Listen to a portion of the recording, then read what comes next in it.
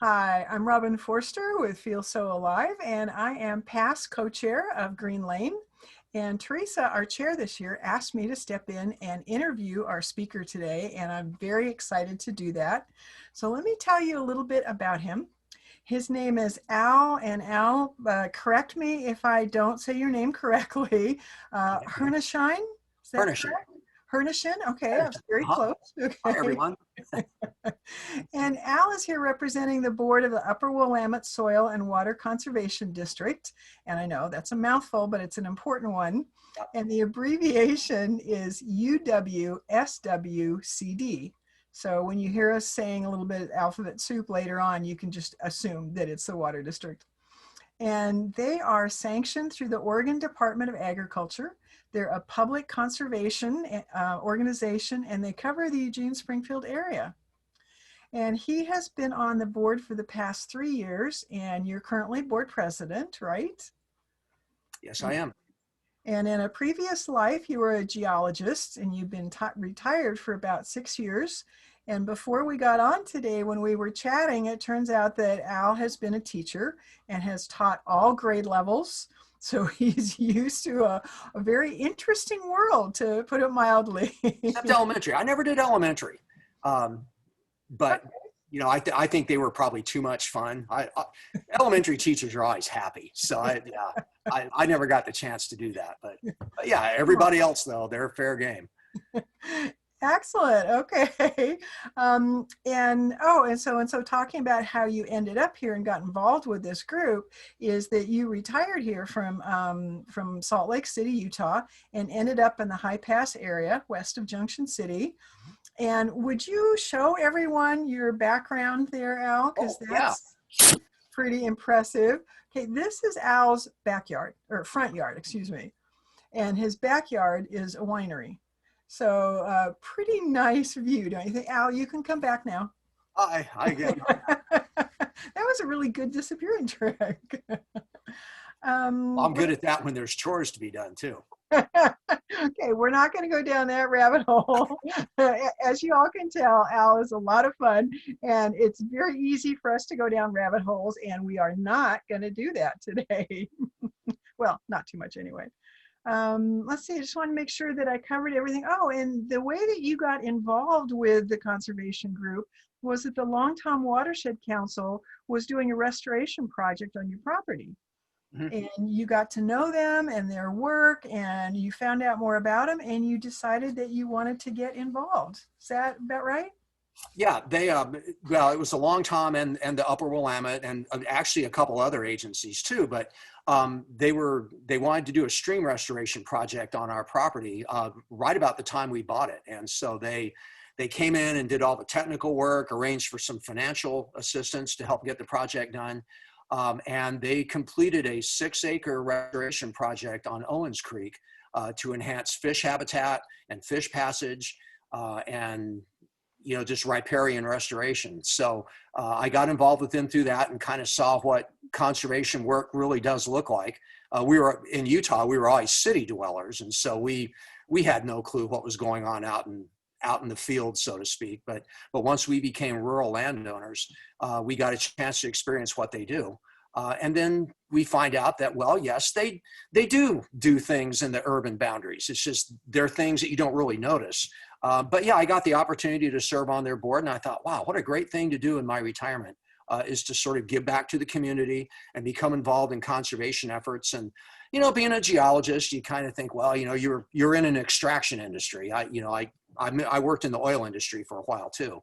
And, that gets bagged on a lot. People are, they're bad and they're doing this and they're doing that. And so what can I do to maybe give back a little bit to help the environment? And I feel good about doing conservation work. It's a good project to be involved in. Oh, excellent. Okay. Yeah. And that's interesting to hear about your background, because you're right. We think of the oil industry and not always with a lot of fondness.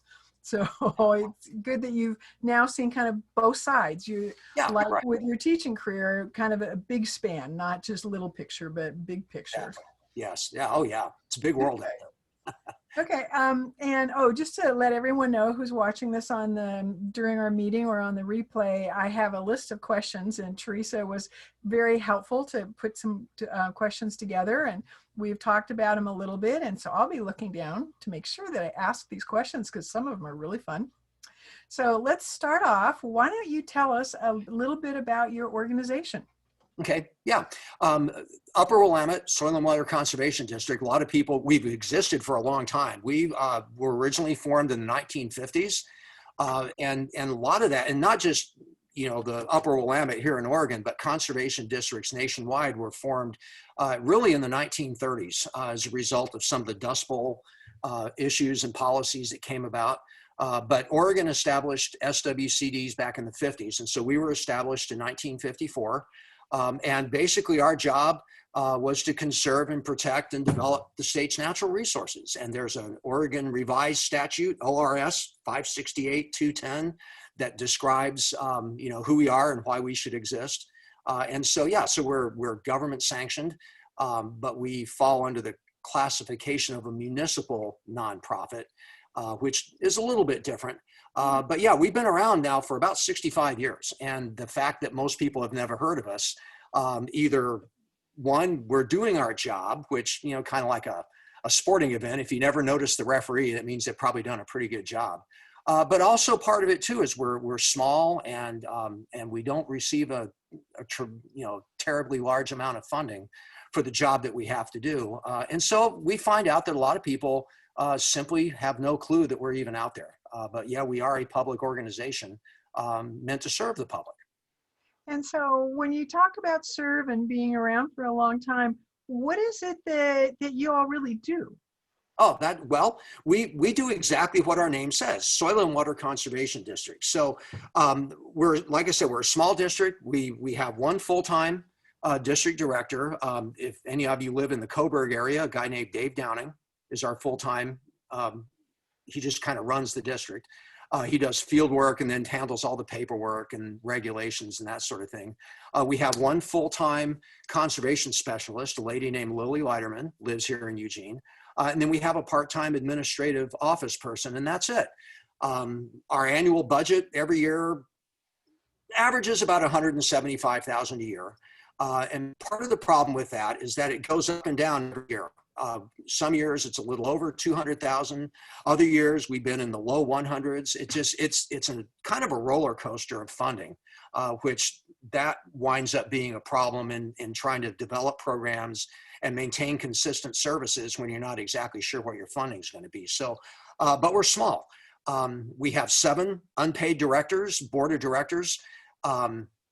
We're broken up into 5 regional districts. So we break up our boundaries, and our boundary really covers all of Lane County except for everything west of the Coast Range. So we don't include, say, Mapleton and Deadwood and Florence, but from Low Pass and Walton and Notai all the way to the crest of the Cascades, that's our service district. And so we take in Eugene, Springfield, Bonita, Cresswell, Cottage Grove, Junction City.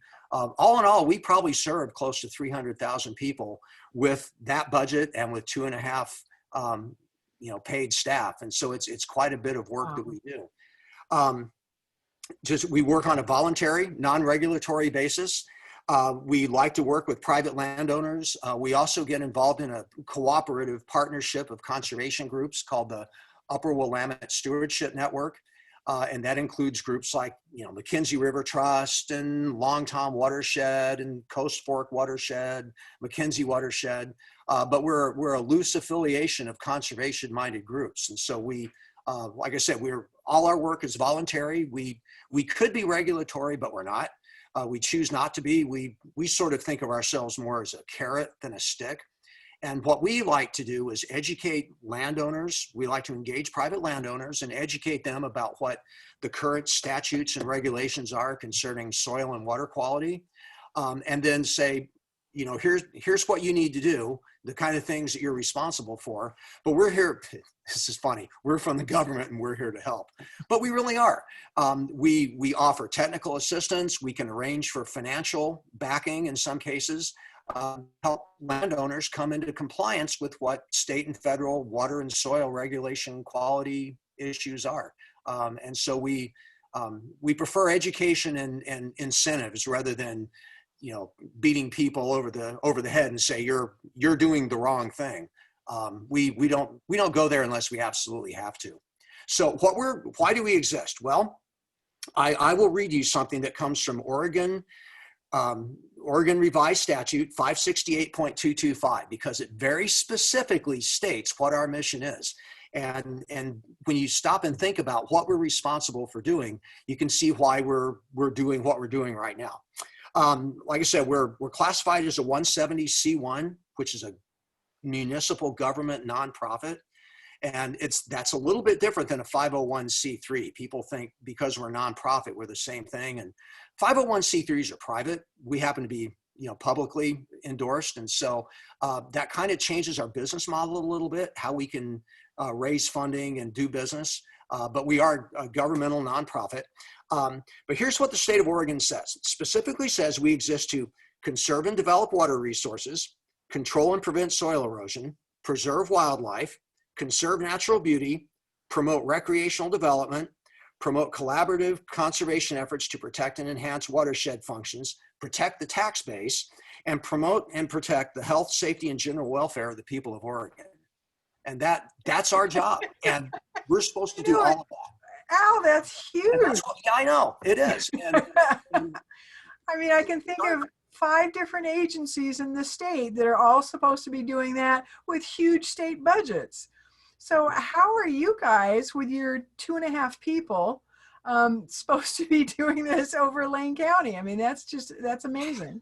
I know, and that's an issue. And I think in years past, conservation districts like ours have normally been seen as more of a rural organization. If you go out east to like Harney County or Malheur County, the SWCDs out there are very small because you have a few extremely large landowners. And with budgets like what we have with $175,000, you can engage in a few partners and you can do a couple of small projects, and that probably takes care of the issues out there. But what we're finding out that our funding model really hasn't changed since the 1950s. And what we were doing in 1954, from what I can tell, was good enough. But Lane County's population, look at what it's done. Even not just since the 50s and 60s, but just in the last 10 years. And that's the crux of one of our problems and one of our challenges to overcome is how do we take this massive increase in development and population growth and still maintain the mission that we've been given. And it's a challenge. Right now, we do not have the capacity to completely carry out our mission. We can still do the small things, the rural projects, but to expand into the urban areas where the big need for our services are, that's going to be a real challenge for us. Okay, well, speaking of challenges, and so hold some of those thoughts because I know we're going to get into that in a minute. Yeah. So one of the questions, I mean, how can we not ask this during COVIDian times, is as a nonprofit, how has the COVIDian issue here, pandemic, affected your organization? And is there a silver lining, or is it all dark clouds, or what? Well, no, there actually is a silver lining. Believe it or not, good things have happened. The challenges that we've been having, conducting day-to-day operations, which I guess probably every business can say that, but we have challenges as well. Number one, we have an office on Bailey Hill Road. Well, that's been closed to the public since March. And so we normally get walk-ins, people that come in. We process a lot of soil samples. That's one of our major sources of revenue. Oh. And so people would bring in soil samples and we would process them and then get the results back to them. We don't see as many soil samples coming in. A lot of people would just come in for advice. They have questions about soil management or water quality practices on their properties. And so we can't really get people coming in the door like they used to. 2 of our staff, Willie and our administrative person, have been working from home. And so that makes communications hard. If there's paperwork that needs to be done or goods that come into the office or something, Dave is there, but he's there by himself. And so it's been difficult to do that. We've had to conduct all our meetings over Zoom, for better and worse. And the hard part is Zoom meetings are tough. It's sometimes hard to judge emotions and pick up little nuances that you get in face-to-face meetings and face-to-face interactions. So, you know, that's been a challenge to learn how to navigate Zoom and do all that.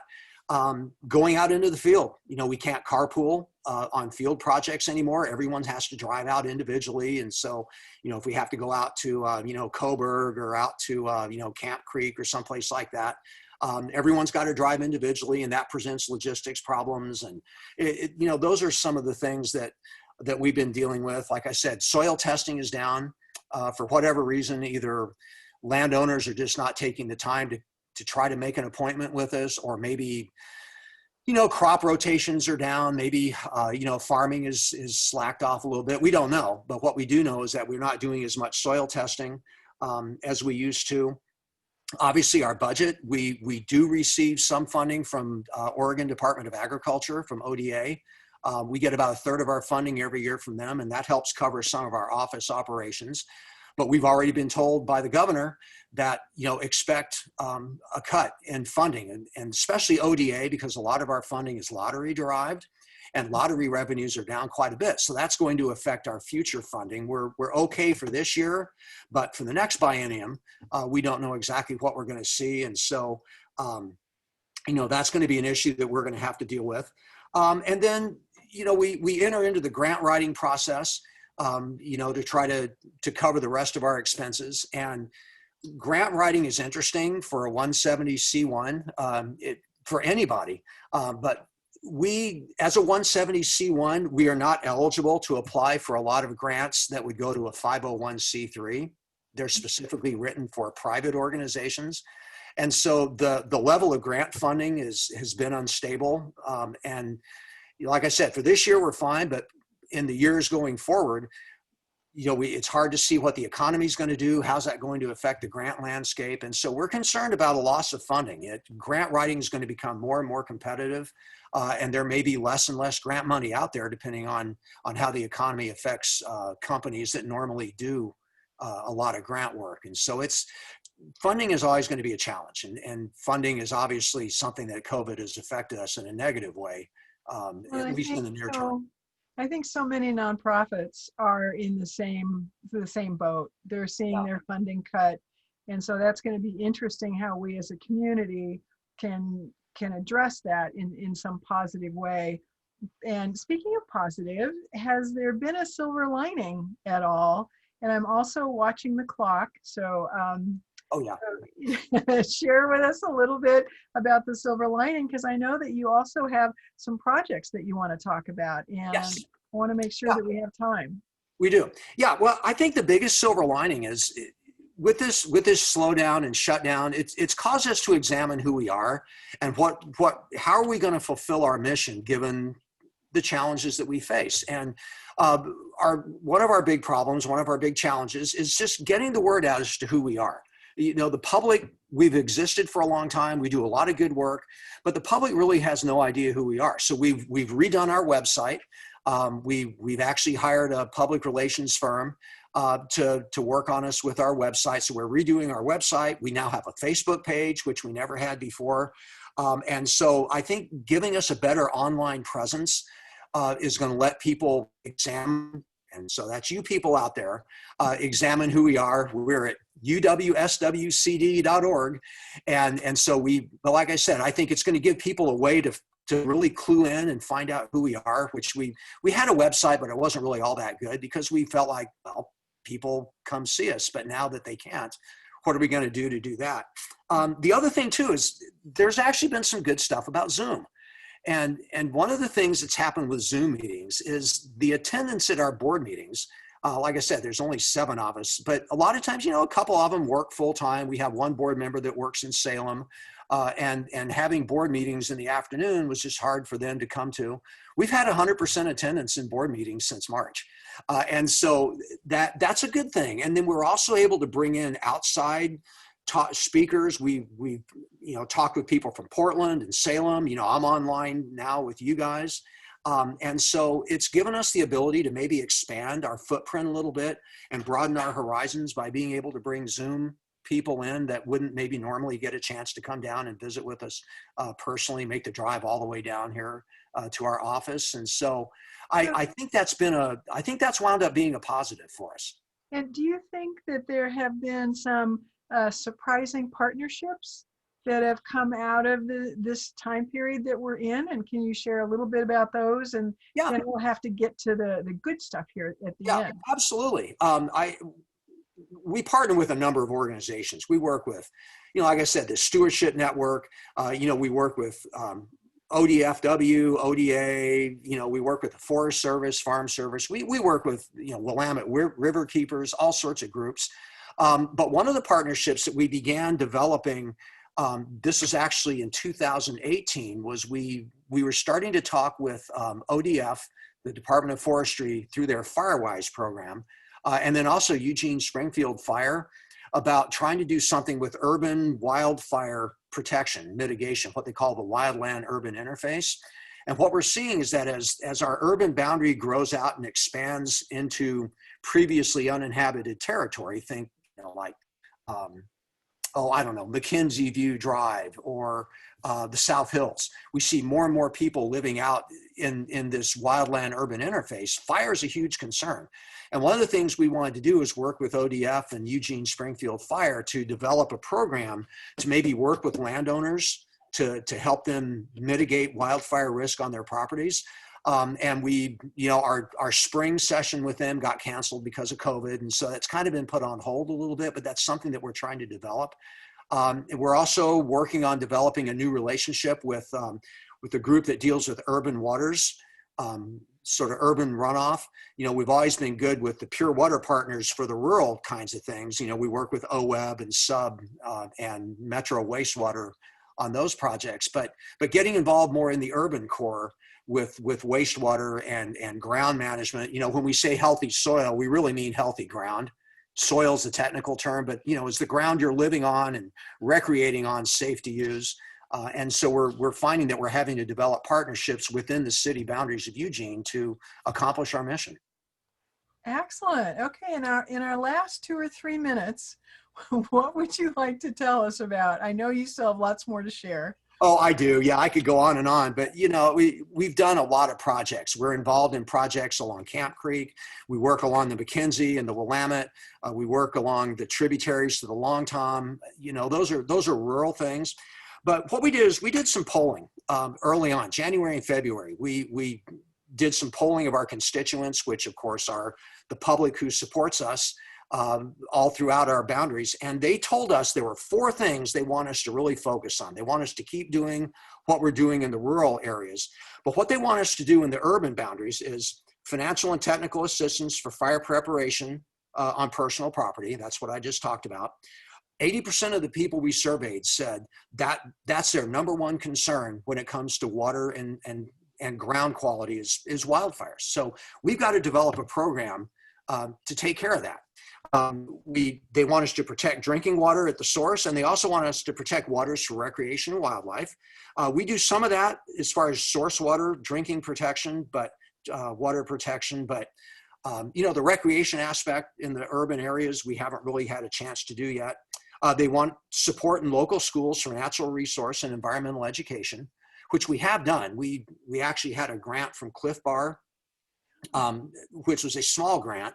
And we worked with several schools in 4J and Bethel to send groups of school kids out to Cape Perpetua for environmental education. But that grant's run out. But there's more. I would like to see us work with at least every secondary school in Bethel and 4J and Springfield. But once again, that's a big commitment. And then the public also wants financial and technical assistance for urban agriculture and neighborhood sustainability. And so those are big things. And when you're talking about the population of Eugene and Springfield, that's going to require a big effort. We're going to have to work with our partners. We're going to have to develop new sources of funding. We've come up with plans, with water quality and agriculture, and like I was saying, the fire plan, environmental education. We can work with Measure 99 that the state passed a couple years ago. We have ideas as to how to solve these problems. It's the big challenge, of course, is going to be how do we pay for it? And Sure. that kind of is going to lead to my last statement. But it's these challenges can be met. We can do them. We can ramp up and do the work that we need to do. But we can't do it on $175,000 a year. That just isn't going to cut it. And so we've got our work cut out for us. So if people want to donate or, send money to you all, what's the easiest way? Or if they want to donate time or labor, Yeah. how could could they do that? And then we're going to have to end. Yeah. We, through our website, we have ways to donate.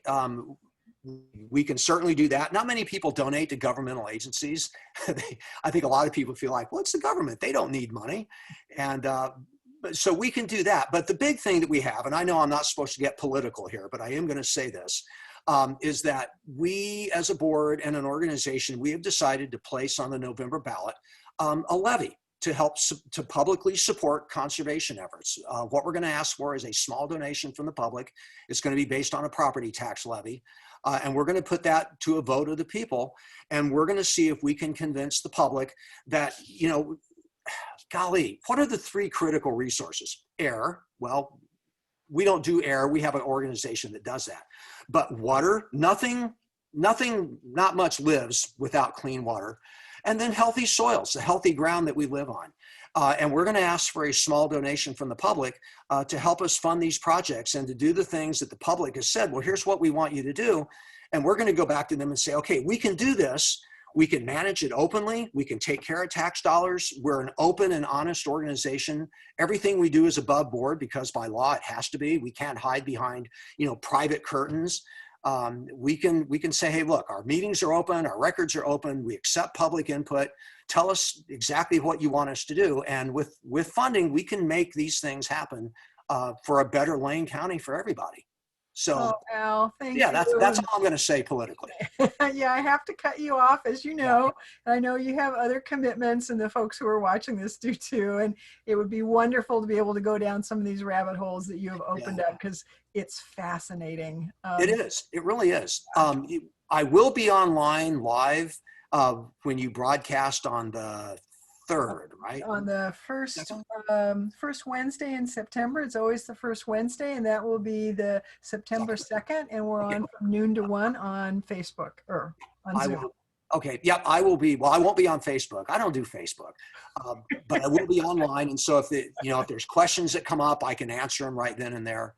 And I will be more than happy to entertain. And, anybody that, if you have a question comes from somebody and, they can't get me, you have my contact information, and I will get back to them lickety split with an answer.